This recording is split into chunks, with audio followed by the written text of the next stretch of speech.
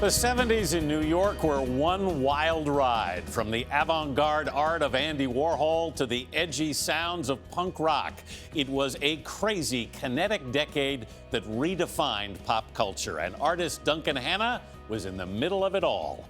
His rollicking journals, 20th-Century Boy, notebooks on the 70s, are being published next week. We recently met up with Hannah at his Brooklyn, New York studio. Duncan Hannah was 19 when he landed in New York in 1971, an art student from Minneapolis, in a city so alive, he wrote in his journals, "This place is a monster." So you just put anything in here that was catching your fancy at the time? Yeah, I've always been a visual hoarder. When would you do this? I had a good discipline. I guess I have some kind of Puritan work ethic where if I didn't, I'd feel guilty. Throughout the decade, he filled dozens of elaborate notebooks, which he titled and illustrated. "I'm rich in my poverty," he wrote, "in the prime of life." He paid the rent doing magazine illustrations, living for the nightlife. Like one epic after-party in 1974, after a Roxy Music concert. At the end of it, Andy Warhol said, well, we're all going to the 82 Club. You want to come? And I said, sure. Anyhow, it was Brian Ferry and David Bowie and Andy and me, you know. In the car? Yeah.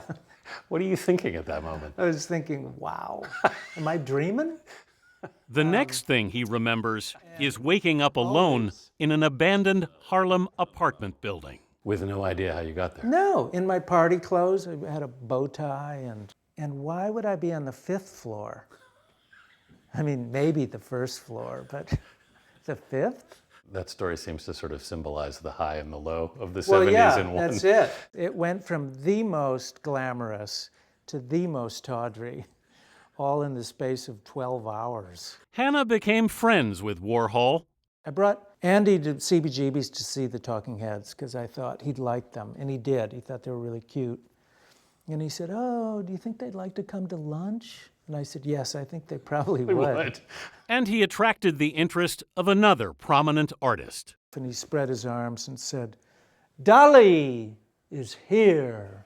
The extravagant surrealist Salvador Dali. And then he said to me, you are going to model as an angel for Dali. And I said, sure. And he said, but wait, do you have hair in your chest? And I said, oh, no, I don't. And he said, good. Dali does not paint angels with hair in their chest. He didn't end up modeling, but he did end up acting.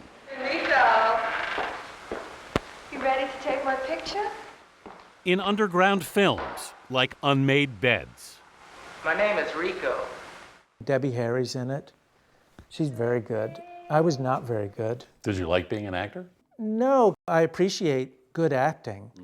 And then I realized appreciating good acting and executing good acting are two very different things. Deeper into the 70s, the decade grew darker. "I'm caught in the tempo," he wrote. "I'm compelled to live in downtown's disordered mind. Young people wear out early here." This looks like it's getting late. Yes, getting late is one way to put it. But I'm trying. In his journals, Hannah worried he could become another fatality of Bohemia's wicked ways. "Wouldn't the brave option be to try to live a positive life?" he wrote. "Wouldn't that be a rebellion?" So the young artist sobered up. His work was also an act of rebellion. Hannah embraced figurative painting, even as the art world declared it dead. The critics didn't seem to know what to No, make of you. no. I mean, they just assumed I was being ironic, and this was some kind of critique of art history, which it wasn't. It was more of a love letter to art history. Since his first solo show in 1981, he's had 100 exhibitions. His paintings are in the permanent collection of the Metropolitan Museum of Art and have been featured on many book covers. What's going on here? Well, I don't know. It's a bit of a mystery, isn't it? One critic described an ominous poise in his pictures of vintage racing cars, old worlds, and obscure European starlets. I think it's the world I thought I was going to grow up into in the 50s, kind of a fictional Europe. It's like an alternative universe. It's Duncan Hannah's world, the one he first dreamed of in his journals. What impressed you in your own journals? Well, everything I wanted actually came true. I was impressed by that. It did come true. These journals are so much fun, and he's actually a really good writer, too. Yeah, deeply poetic thoughts in the wee small hours. Yep, and he took the time to somehow put it all down, and he survived. Yeah, which is impressive on both counts. Sure and, is. and a reminder that we should all journal more frequently. It's important to have a chronicle of your life. And a contemporary one, and it really is a piece of history. 20th Century Boy is the name of the book. Great read. Great cover.